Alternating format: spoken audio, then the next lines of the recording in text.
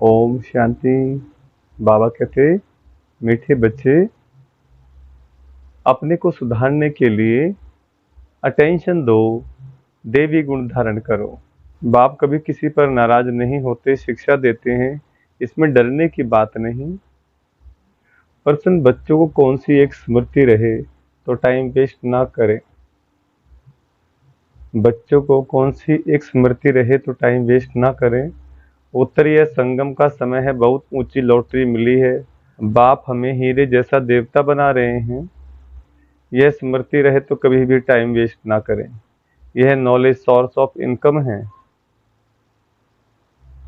इसलिए पढ़ाई कभी मिस ना हो। माया देह अभिमान में लाने की कोशिश करेगी, लेकिन तुम्हारा डायरेक्ट बाप से योग हो तो समय सफल हो जाएगा।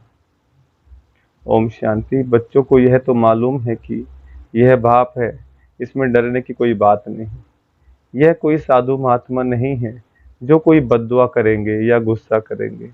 उन गुरु आदियों में तो बहुत क्रोध होता है, तो उनसे मनुष्य डरते हैं, कहाँ श्राप ना दे देवे। यहाँ तो ऐसी कोई बात नहीं। बच्चों को कभी डरने की बात नहीं। बाप से डरते वह हैं जो खुद चंचल होते हैं। वह लौकिक बाप तो गुस्सा भी करते हैं, यहाँ तो बाप कभी गुस्सा आदि नहीं करते हैं, समझाते हैं।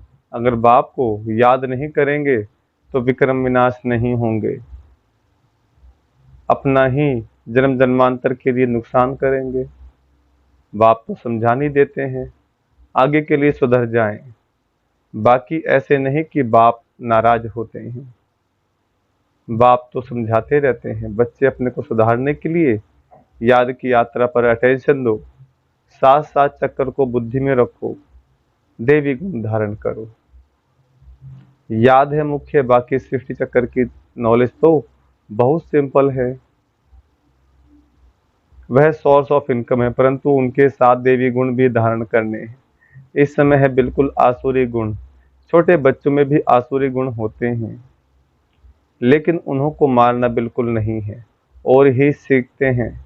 वहाँ सतयुग में तो सीखना नहीं होता है, यहाँ तो माँ बाप से बच्चे सब सीखते हैं। बाबा गरीबों की बात करते हैं, साहूकारों के लिए तो यहाँ जैसे स्वर्ग है, उनको ज्ञान की दरकार नहीं। यह तो पढ़ाई है, टीचर चाहिए जो सिखावे सुधारे। तो बाप गरीबों की बात करते हैं, कैसी हालत है, कैसे कैसे बच्चे खराब होते हैं। माँ बाप को सब देखते रहते हैं, फिर छोटेपन में ही सब खराब हो जाते हैं। यह रूहानी बाप कहते हैं, मैं भी गरीब निवाज हूँ, समझाता हूँ। देखो इस दुनिया में मनुष्यों की क्या हालत है। तमो प्रधान दुनिया है, तमो प्रधान की भी कोई हद होती है ना। 1250 वर्ष तो कलयुग को हुए, एक दिन भी कम जास्ती दुनिया, एक दिन भी कम जास्ती नहीं। दुनिया जब पूरी तमो प्रधान हुई तब बाप को आना पड़ा। बाप कहते, मैं ड्रामानुसार बंधायमान हूँ, मुझे आना ही पड़ता है। शुरू में कितने गरीब आए, साहूकार भी आए, दोनों इकट्ठे बैठते थे। बड़े बड़े घर की बच्चियां भागी, कुछ भी ले नहीं आई। कितना हंगामा हो गया। ड्रामा में जो होने का था वह हो गया, ख्याल भी नहीं था ऐसे होगा। बाबा खुद वंडर खाता था, क्या हो रहा है। इनों की हिस्ट्री बड़ी वंडरफुल है, यह भी ड्रामा में नूंद है। बाबा ने सबको कह दिया, चिट्ठी लिखा करके ले आओ, हम ज्ञान अमृत पीने जाते हैं। फिर उन्हों के पति लोग विलायत से आ गए। वह बोले, विष तो विष दो। यह कहे, हमने ज्ञान अमृत पिया है, विष कैसे दे सकते। इस पर इन्हों का एक गीत भी है, इसको कहते हैं चरित्र। शास्त्रों में फिर श्री कृष्ण के चरित्र लिख दिए हैं, श्री कृष्ण की तो बात हो ना सके। तो यह सब ड्रामा में नूंद है, नाटक में यह सब होता है, हंसी गुड़ी आदि। यह तो दोनों बाप कहते हैं, हमने कुछ भी नहीं किया, यह तो ड्रामा का खेल चल रहा है। छोटे छोटे बच्चे आ गए, हमें अभी वह कितने बड़े बड़े हो गए हैं। बच्चों कितने वंडरफुल नाम संदेश पुत्रियां ले आई, फिर जो उनसे भाग गए उनका वह नाम तो है नहीं। फिर पुराना नाम शुरू हो गया, इसलिए ब्राह्मणों की माला होती नहीं। तुम्हारे पास कुछ भी नहीं है। पहले माला फेरते थे, अभी तुम माला के दाने बनते हो, वहां भक्ति होती नहीं। ये नॉलेज है, समझने की है भी सेकंड की नॉलेज। फिर उनको कहते हैं ज्ञान का सागर। सारा सागर स्याही बनाओ, जंगल कलम बनाओ, तो भी पूरा हो ना सके। परमात्मा की जो महिमा है उसके लिए बता रहे हैं। जंगल को कलम बना दो, सागर को बना दो शाही, और धरती को बना दो कागज, और ईश्वर की महिमा लिखें अगर हम, तो समुद्र सूख जाएंगे, शाही सूख जाएगी, और जो पेड़ हैं वो कलम बना दे जाए, उनको घिस लिखते लिखते तारीफ कलम घिस जाए, और धरती पूर्ण रूप से भर जाए, तब भी वो क्या होगा, परमात्मा की महिमा पूरी नहीं होगी। और फिर भी सेकंड की बात है।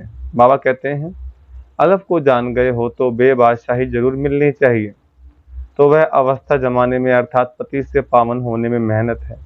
बाप कहते हैं अपने को आत्मा समझ मुझ अपने बेहद के बाप को याद करो, इसमें है मेहनत। तदबीर कराने वाला टीचर तो है, परंतु किसकी तकदीर में नहीं है तो टीचर भी क्या करे। टीचर तो पढ़ाएंगे, ऐसे तो नहीं रिश्वत लेकर पास कर देंगे। यह तो बच्चे समझते हैं, यह बाप दादा दोनों इकट्ठे हैं। ढेर बच्चियों की चिट्ठियां आती हैं बाप दादा के नाम पर।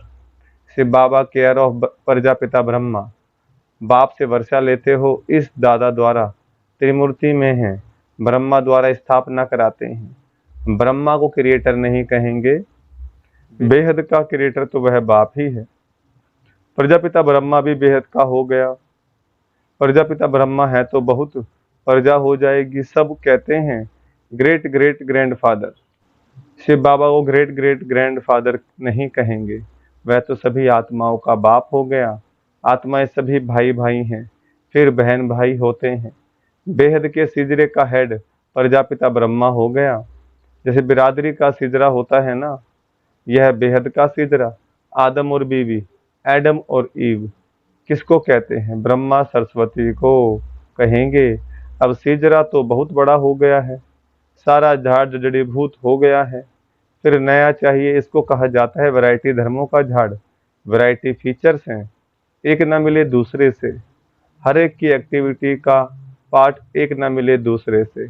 यह बहुत गुह्य बातें हैं, छोटी बुद्धि वाले तो समझ ना सके। कुरान शरीफ के अंदर में बाबा आदम माँ हुआ कहा जाता है, और बाइबल के अंदर एडम ईव कहा जाता है। और बाबा ने हमें बताया कि प्रजापिता ब्रह्मा जगदम्बा सरस्वती ही है। और कहते हैं कुरान शरीफ के अंदर में कि बाबा आदम और माँ हुआ से सुबह शाम बच्चे पैदा होते थे, एक लड़का एक लड़की होते थे पैदा। तो अब ऐसे तो संभव नहीं है कि रोज एक बच्चा शाम को पैदा हो, एक सवेरे पैदा हो। लेकिन बाबा ने ज्ञान दे करके बताया बच्चे ये आध्यात्मिक जन्म है। जब हम ब्रह्मा बाबा के जरिए हम बच्चों को ज्ञान मिला, तो कितने ढेर सारे बच्चे एक दिन में पैदा हो रहे हैं। लेकिन अगर आप शरीर की बात लोगे, अगर आप शरीर से, तो बच्चे ऐसे पैदा नहीं हो सकते हैं। 8 महीने 9 महीने बच्चा गर्भ में रहता है तभी जन्म होता है। लेकिन ये जन्म है ज्ञान के द्वारा, ब्रह्मा के मुख से जन्म होता है हम बच्चों का। तो बाबा का जब सृष्टि पर अवतरण होता है शिव बाबा का, तो ब्रह्मा बाबा के जरिए बाबा हम बच्चों को गोद लेते हैं। तो अलौकिक जन्म ढेर होते हैं। तो बाबा कहते हैं छोटी बुद्धि वाले तो समझ ना सके, बहुत मुश्किल है। हम आत्मा छोटी बिंदी है, परमपिता परमात्मा भी छोटी बिंदी है, यहाँ बाजू में आकर बैठते हैं। आत्मा कोई छोटी बड़ी नहीं होती है। बाप दादा दोनों का इकट्ठा पाठ बड़ा वंडरफुल है। बाबा ने यह रथ बड़ा अनुभवी लिया है। बाबा खुद समझाते हैं यह भाग्यशाली रथ है, इस मकान अथवा रथ में आत्मा बैठी है। हम ऐसे बाप को किराए पर अपना मकान व रथ देवें तो क्या समझते हो, इसलिए इनको भाग्यशाली रथ कहा जाता है, जिसमें बाप बैठ तुम बच्चों को हीरे जैसा देवता बनाते हैं। आगे थोड़े ही समझते थे, बिल्कुल तुच्छ बुद्धि थे। अभी तुम बच्चे समझते हो तो फिर अच्छी रीति पुरुषार्थ भी करना चाहिए। टाइम वेस्ट नहीं करना चाहिए। स्कूल में टाइम वेस्ट करने से नापास हो जाएंगे। बाप तुमको बहुत बड़ी लॉटरी देते हैं। कोई राजा के घर जन्म लेते हैं तो जैसे कि लॉटरी मिली ना, कंगाल है तो उनको लॉटरी थोड़े ही कहेंगे, यह सबसे ऊंची लॉटरी। इसमें टाइम वेस्ट नहीं करना चाहिए। बाबा जानते हैं माया की बॉक्सिंग है, घड़ी घड़ी माया देह अभिमान में लाती है। तुम्हारा बाप के साथ डायरेक्ट योग है, सम्मुख बैठे हैं ना, इसलिए यहाँ रिफ्रेश होने आते हो। ड्रामा अनुसार बाप कहते हैं मैं तुमको जो समझाता हूँ वह धारण करना है। यह ज्ञान भी तुमको अभी मिलता है, फिर प्राय लोप हो जाता है। ढेर आत्माएं चली जाती हैं शांति धाम। फिर आधा कल्प के बाद भक्ति मार्ग शुरू होता है। आधा कल्प से तुम वेद शास्त्र पढ़ते आए, भक्ति करते आए हो। अब मूल बात समझाई जाती है कि तुम बाप को याद करो तो जन्म जन्मांतर के विक्रम विनाश हो। यह नॉलेज है सोर्स ऑफ इनकम। इससे तुम पद्मा पदम भाग्यशाली बनते हो, स्वर्ग के मालिक बनते हो। वहाँ तो सब सुख हैं। बाप याद दिलाते हैं तुमको स्वर्ग में कितने अपार सुख दिए हैं। तुम विश्व के मालिक थे, फिर सब गंवा दिया। तुम रावण के गुलाम बन गए हो। राम और रावण का कितना यह वंडरफुल खेल है। यह फिर होना है, अनादि बना बनाया खेल है। स्वर्ग में तुम एवर हेल्दी वेल्दी रहते हो, या मनुष्यों को हेल्दी बनाने के लिए कितना खर्चा करते हैं, वह भी एक जन्म के लिए। तुमको आधा कल्प एवर हेल्दी बनाने में क्या खर्च होता है? एक नया पैसा भी नहीं। देवताएं एवर हेल्दी है ना, तुम यहाँ आए ही हो एवर हेल्दी बनने के लिए। एक बाप के बगैर सर्व को एवर हेल्दी और कोई बना न सके। तुम अभी सर्वगुण संपन्न बन रहे हो, अभी तुम संगम पर हो। बाप तुमको नई दुनिया का मालिक बना रहे हैं। ड्रामा प्लान अनुसार जब तक ब्राह्मण ना बने तब तक देवता बन ना सके। जब तक पुरुषार्थ संगम युग पर बाप से पुरुषोत्तम बनने ना आए तो देवता बन ना सके।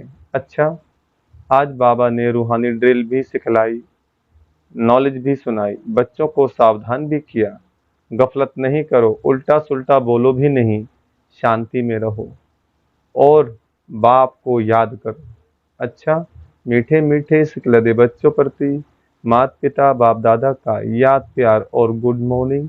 रूहानी बाप की रूहानी बच्चों को नमस्ते। हम रूहानी बच्चों की रूहानी बाप दादा को याद प्यार, गुड मॉर्निंग और नमस्ते।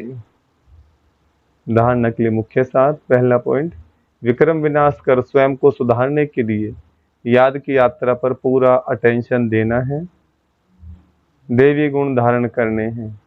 दूसरा, देवता बनने के लिए संगम युग पर पुरुषोत्तम बनने का पुरुषार्थ करना है, गफलत में अपना टाइम वेस्ट नहीं करना है। वरदान, ज्ञान के श्रेष्ठ खजानों को महादानी बन दान करने वाले मास्टर ज्ञान सागर भव। वरदान का विस्तार, जैसे बाप ज्ञान का सागर है, ऐसे मास्टर ज्ञान सागर बन सदा औरों को ज्ञान देते रहो। ज्ञान का कितना श्रेष्ठ खजाना आप बच्चों के पास है, उसी खजाने से भरपूर बन याद के अनुभवों से औरों की सेवा करो। जो भी खजाने मिले हैं महादानी बन उनका दान करते रहो, क्योंकि यह खजाने जितना दान करेंगे उतना और भी बढ़ते जाएंगे। महादानी बनना अर्थात देना नहीं बल्कि और भी भरना। स्लोगन, जीवन मुक्त के साथ देह से न्यारे विदेही बनना, यह पुरुषार्थ की लास्ट स्टेज। मातेश्वरी जी के मधुर महावाक्य सुनते हैं। गुप्त वेशधारी परमात्मा के आगे कन्याओं माताओं का संन्यास। अभी दुनियावी मनुष्यों को यह विचार तो आना चाहिए कि इन कन्याओं माताओं ने संन्यास क्यों लिया है। यह कोई हठयोग कर्म संन्यास नहीं है, परंतु बिल्कुल सहज योग राजयोग कर्म योग संन्यास जरूर है। परमात्मा खुद आए जीते जी देह सहित देह के सभी कर्मेंद्रियों का मन से संन्यास कराता है। अर्थात 5 विकारों का संपूर्ण संन्यास करना जरूर है। परमात्मा आए कहता है दे दान तो छूटे ग्रहण। अब माया का यह ग्रहण जो आधा कल्प से लगा हुआ है, इससे आत्मा काली पतित बन गई है। उनको फिर से पवित्र बनाना है। देखो देवताओं की आत्माएं कितनी पवित्र और चमत्कारी हैं। जब सोल पवित्र है तो तन भी निरोगी पवित्र मिलता है। अब यह भी संन्यास तब हो सकता है जब पहले कुछ चीज मिलती है। गरीब का बालक साहूकार की गोद में जाता है तो जरूर कुछ देख गोद लेता है, परंतु साहूकार का बालक गरीब की गोद में नहीं जा सकता। तो यहाँ यह कोई अनाथ आश्रम नहीं है। यहाँ तो बड़े बड़े धनवान कुलवान माताएं कन्याएं हैं जिन्हों को दुनियावी लोग अब भी चाहते हैं कि घर में वापस आ जाएं, परंतु इन्होंने क्या प्राप्त किया जो उस मायावी धन पदार्थ अर्थात सर्वंश संन्यास किया है। तो जरूर उनसे उन्हों को जास्ती सुख शांति की प्राप्ति हुई, तभी तो उस धन पदार्थ को ठोकर मार दी है। जैसे राजा गोपीचंद ने अथवा मीरा ने रानी पने का अथवा राजाई का संन्यास कर लिया। यह है ईश्वरीय अतीन्द्रिय अलौकिक सुख, जिसके आगे वो दुनियावी पदार्थ तुच्छ हैं। उन्हों को यह पता है कि इस मर्जीवा बनने से हम जन्म जन्मांतर के लिए अमरपुरी की बादशाही प्राप्त कर रहे हैं, तब ही भविष्य बनाने का पुरुषार्थ कर रहे हैं। परमात्मा का बनना माना परमात्मा का हो जाना, सब कुछ उसको अर्पण कर देना, फिर वो रिटर्न में अविनाशी पद दे देता है। तो यह मनोकामना परमात्मा ही आकर इस संगम समय पूर्ण करता है, संगम के समय पर पूर्ण करता है, क्योंकि अपन जानते हैं कि विनाश ज्वाला में तन मन धन सहित सब भस्मीभूत हो ही जाएगा। तो क्यों न परमात्मा अर्थ सफल करें। अब यह राज भी समझना है कि जब सब विनाश होना है तो हम भी लेकर क्या करें। हमको कोई सन्यासियों के मुआफिक मंडलेश्वर के मुआफिक यहाँ महल बनाए नहीं बैठना है, परंतु ईश्वर अर्थ बीज बोने से वहाँ भविष्य जन्म जन्मांतर इनका बन जाना है। यह है गुप्त राज। प्रभु तो दाता है, एक देवे सो पावे, परंतु इस ज्ञान में पहले सहन करना पड़ता है। जितना सहन करेंगे उतना अंत में प्रभाव निकलेगा, इसलिए अभी से लेकर पुरुषार्थ करो। अच्छा, ओम शांति।